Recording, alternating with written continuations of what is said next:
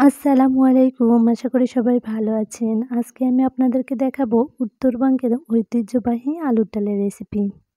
এইজন্য আমি প্রথমেই চুলায় একটা পাতিল বসিয়ে দিয়েছি আর পরিমাণ মতো তেল দিয়ে দিয়েছি।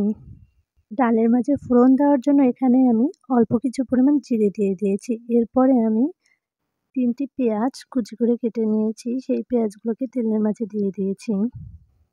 আর দিয়ে দিয়েছি একটি রসুন কুচি। এখানে যেহেতু আমি ডাল রান্না করব সেজন্য ডালের মাঝে একটু মরিচের পরিমাণটি বেশি করে দেব।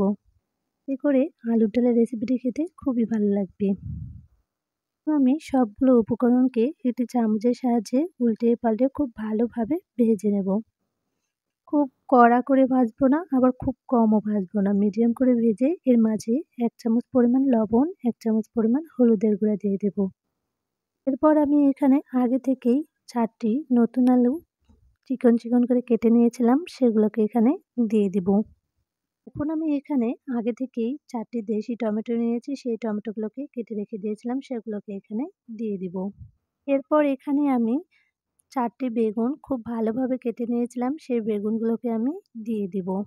উত্তরবঙ্গে আলু, বেগুন, টমেটোর এই রেসিপিটি খুবই জনপ্রিয়। তাই ভাবলাম আজকে আপনাদের সাথে শেয়ার করি।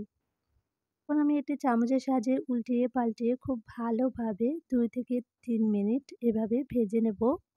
এই আলুর ডালের রেসিপিটা একেক জায়গায় একেক রকম করে রান্না করে থাকে। কেউ সিদ্ধ করে রান্না করে থাকে, কেউ কেটে রান্না করে থাকে। তবে সবচেয়ে বেশি মজার হয় এভাবে কেটে রান্না করলে।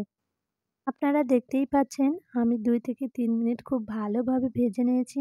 আর ভেজে নেওয়া হয়ে গেলে এখানে আমি ৩ গ্লাস পরিমাণ পানি দিয়ে দিয়েছি।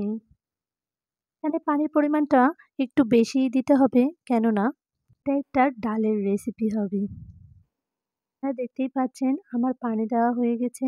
এই পর্যায়ে কিন্তু চুলার আঁচটি খুব হাই হিটে রাখতে হবে। এই ডালের রেসিপিটি রান্না করার জন্য লো হিটে রান্না করলে কখনোই এই ডালটি ভালো হবে না। এখন আমি একটি ঢাকনা দিয়ে ঢেকে ১০ মিনিটের জন্য অপেক্ষা করব। ১০ মিনিট পর আপনারা দেখতেই পাচ্ছেন খুব সুন্দর বলক চলে এসেছে এবং সবগুলো উপকরণ খুব ভালোভাবে সিদ্ধ হয়ে এসেছে।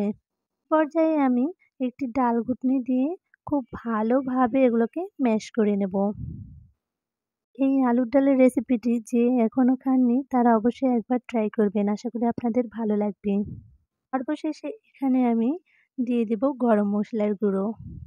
গরম মশলার গুঁড়াটা দিলে ডালের স্বাদ আরও দ্বিগুণ হয়ে যায়। এখন আমি আপনাদেরকে পরিবেশন করে দেখাচ্ছি কতটা সুন্দর হয়েছে। আশা করি আপনাদের ভালো লেগেছে। ভালো লাগলে অবশ্যই আমার চ্যানেলকে সাবস্ক্রাইব করে শেয়ার করে পাশে থাকবেন। আবারও দেখা হবে অন্য কোনো রেসিপি নিয়ে। আল্লাহ হাফেজ।